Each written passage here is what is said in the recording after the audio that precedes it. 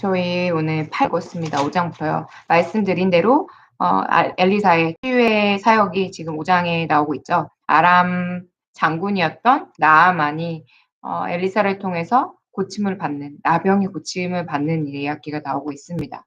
나병은 저희가 레위기에서 읽었던 것처럼 격리돼야 되고 거룩하지 못한 그런 병이었습니다. 사람들에게서 외면당하는 병이고요. 그런데 지금 그 어린 소녀가 이스라엘 땅에 어린 소녀 하나가 엘리사에 대해서 이야기를 해줍니다. 하나님의 사람이 여기 있었으면 좋았을 텐데라고 이야기를 하고 이제 아람 왕이 나아만을 그 하나님의 사람에게 보내게 됩니다. 여기서 저희가 볼 거는 이 어린 소녀가 전달을 해준 거잖아요. 저희가 3주 전에 설교했었던 것 같은데 그 중풍병 걸린 그 환자를 친구들이 데리고 와서 지붕에서 내려서 예수님께서 치료하게 만드신 것을 볼 때 이 어린 소녀의 역할이 그런 역할인 거죠.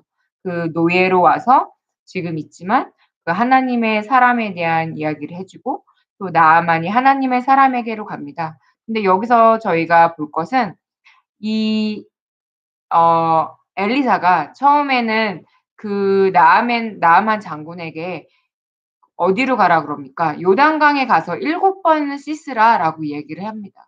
7 번을 씻으라는 거는 7 번은 완벽한 숫자이기 때문인데요. 그랬을 때 나아만이 처음에는 막 화를 내죠. 지금 여기서 나와 주고 서와 주고 너 그의 하나님은 여호와를 불러서 나를 낫게 해야지. 그 손을 그 뷰 위에서 흔들어서 나병을 낫게 해야 되지 않겠냐라고 이야기를 하는데 이거는 그 당시에 팽배했던 어떤 종교적인 주술 행위 중에 하나인 거죠. 하지만 하나님은 말씀으로 고치시는 분이시잖아요. 그런데 지금 나아만은 그거를 지금 믿지를 못하는 거죠.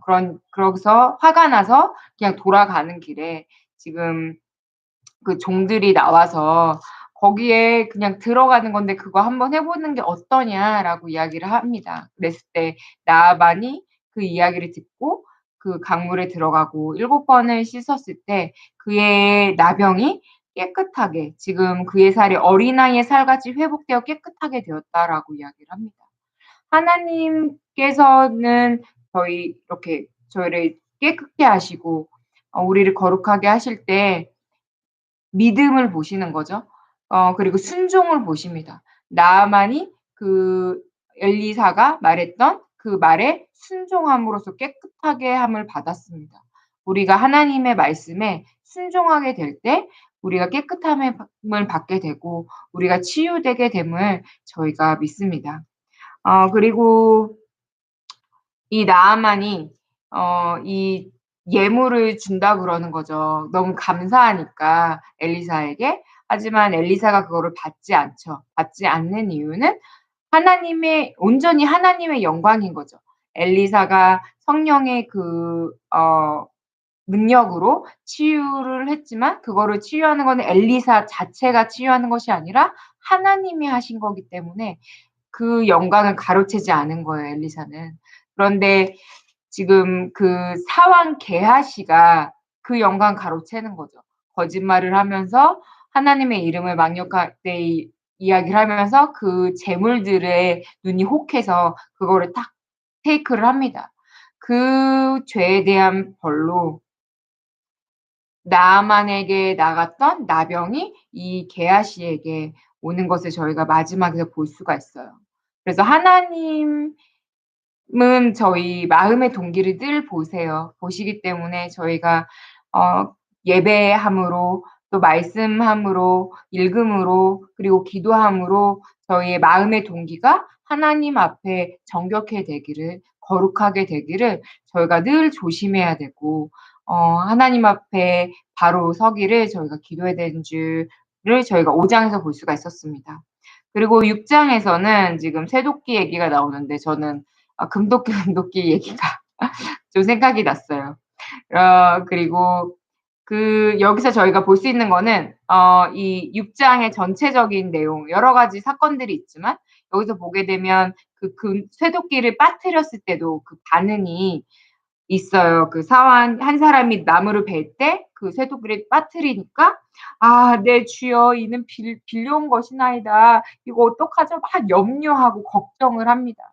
왜냐하면 모세의 법에 의하면 물건을 잃어버렸을 때 그것에 상응하는 거를 보답을 해 줘야 되니까. 지금 돈이 없어서 쇠도끼를 빌려온 거잖아요.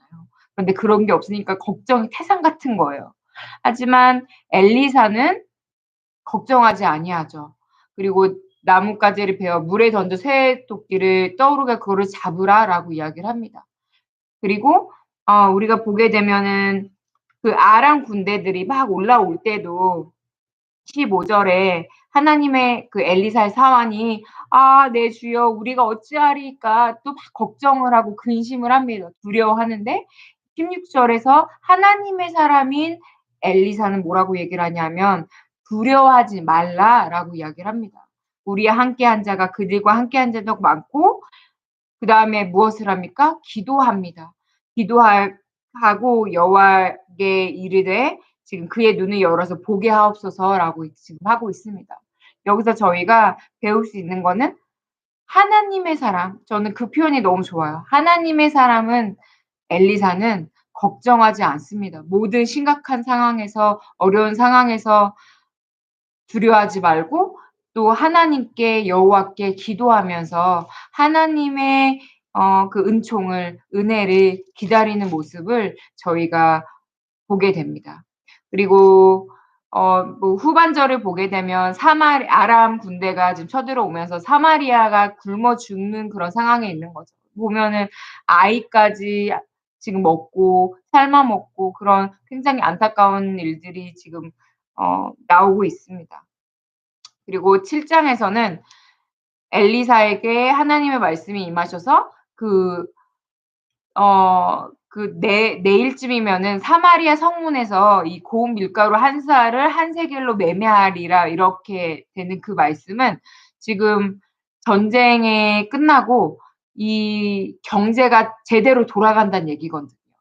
어 회복이 된다는 얘기예요. 그런데 지금 그렇게 하나님 말씀이 선포가 됐는데 2 절에서 보면은 왕이 그의 손에 의지하는 자 한 장관이 이르되 "어떻게 이런 일이 있을 수가 있겠느냐."라고 이렇게 비아냥거리는 거죠. 믿지 못하고 믿음의 눈으로 보지 못할 때 엘리사가 "내가 내 눈으로 보리라 하지만 너는 그것을 먹지는 못하리라."라고 얘기를 합니다. 그래서 아람 군대가 엘리사가 예언한 대로 도망가게 되죠. 하나님이 일하심으로 이렇게 되게 되고 그리고 마지막에 보게 되면 이 장관이 정말 눈으로는 봤지만 이 경제가 회복되는 것을 하지만 그것을 먹지 못하고 죽는 모습을 저희가 볼 수가 있습니다.